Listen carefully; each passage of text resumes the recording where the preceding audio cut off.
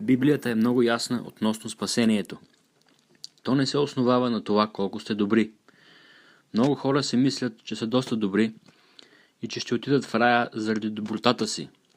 Но Библията учи в Римляни 3 глава, 23 стих, понеже всички съгрешиха и не заслужават да се прославят от Бога. Библията също учи в Римляни 3 глава, 10 стих, както е писано: няма праведен нито един. Аз не съм праведен, вие не сте праведни, и ако беше нашата доброта, която ще ни заведе в рая, никой нямаше да отиде. Първо, признай, че си грешник. Библията казва в Откровение 21 глава 8 стих: а колкото за страхливите, невярващите, мръсните, убийците, блудните, чародейците, идолопоклонниците и всички лъжци, тяхната участ ще бъде в езерото, което гори с огън и сяра. Това е втората смърт. Аз съм лъгал, всеки от нас е лъгал, така че всички ние сме съгрешили и сме правили неща дори по-лоши от лъжата. Нека си го признаем. Ние всички заслужаваме да отидем в ада. Второ, осъзнай наказанието за греха.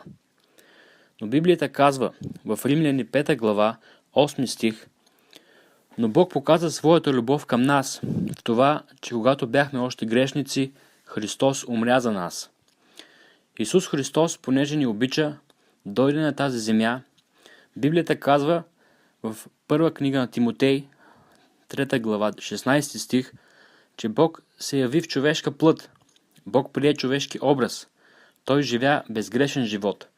Той не извърши нито един грях, но те го биха, оплюха го и го приковаха към кръста. Библията учи в първо послание на Петър, 2 глава 24 стих, че той сам понесе в тялото си нашите грехове на дървото. Така че всеки грях, който някога сме извършили, все едно Исус го е извършил. Той бе наказан за нашите грехове. Тогава те взеха тялото му, след като той умря, и го сложиха в гробница. В Деяния на апостолите, 2 глава, 31 стих се казва, че душата му слезе в ада за 3 дни и 3 нощи. 3 дни по-късно той отново се надигна от мъртвите. Той показа на учениците си дупките в ръцете му. Библията е много ясна. Исус умря за всички. В първо послание на Йоан, 2 глава, 2 стих, се казва, че той умря не само за нашите грехове, но и за греховете на целия свят. Но има нещо, което ние трябва да направим, за да бъдем спасени. В Библията се задава този въпрос. В Деяния на апостолите, 16 глава, 30 и 31 стих. Господа, какво трябва да сторя, за да се спася? А те казаха: повярвай в Господ Исус Христос и ще се спасиш ти и домът ти. Това е всичко. Той не каза: присъедини се към църква и ще се спасиш, покръсти се с вода и ще се спасиш, живей добър живот и ще се спасиш, покай се за всичките си грехове и ще се спасиш. Не! Той каза: повярвай. Повярвайте, че Исус умря, бе погребан и възкръсна за вас.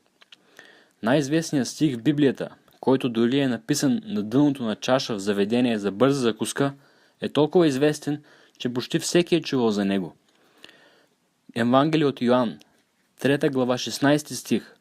Защото Бог толкова възлюби света, че даде своя единороден син, за да не погине нито един, който вярва в него, но да има вечен живот. Вечен означава завинаги. Исус каза в Евангелие от Йоан, 10 глава, 28 стих: аз им давам вечен живот и те никога няма да загинат и никой няма да ги грабне от ръката ми. Той също каза в Евангелие от Йоан, 6 глава, 47 стих: истина, истина ви казвам, който вярва в мене, има вечен живот. Така че ако вярвате в Исус Христос, Библията казва, че имате вечен живот. Ще живеете вечно. Не може да изгубите спасението си. То е за винаги. След като сте спасени, след като сте повярвали в Него, то е за винаги. И без значение какво ще направите след това, вие никога няма да изгубите спасението си. Дори ако извърша някой ужасен грях, Бог ще ме накаже за това на тази земя. Ако убие някого днес, Бог ще се увери, че ще бъда наказан. Ще отида в затвора или ще получа смъртно наказание. С каквото и да ме накажат на тази земя, Бог ще ми даде заслуженото. Аз няма да отида в ада. и нищо, което да направя, няма да ме прати в ада, защото съм спасен. И ако отида в ада, значи Бог е излъгал, защото той обеща, че който вярва в него, има вечен живот. И той също каза в Евангелие от Йоан, 11 глава, 26 стих: и никой, който е жив и вярва в мене, няма да умре до века. Има много примери за хора в Библията, които сториха доста лоши неща и все пак отидоха в рая. Как? Защото са много добри? Не, защото повярваха в Господ Исус Христос и техните грехове са простени. Други хора, които са живели по-добър живот в очите на света, или може би наистина са живели по-добър живот, ако те не вярват в Христос, те трябва да отидат в ада и да бъдат наказани за греховете си. Доведи се само на Христос за своят Спасител. Нека да завърша с следната мисъл. Един от учениците му зададе на Исус следния въпрос. В Евангелие от Лука, 13 глава, 23 стих: Господи, малцина ли ще се спасят? Това е добър въпрос, нали? Повечето хора ли се спасяват или са по-малко? Кой след вас мисли, че повечето хора на света ще отидат в рая? А отговорът беше в Евангелие от Матей, 7 глава, 13 до 14 стих. Например, влезте през тясната порта, защото широка е портата и пространен е пътят, който води към погибел. И мнозина са онези, които минават през тях. Понеже тясна е портата и стеснен е пътят, който води към живот. И малцина са онези, които го намират. И след това той каза следното в Евангелие от Матей, 7 глава, 21 до 23 стих.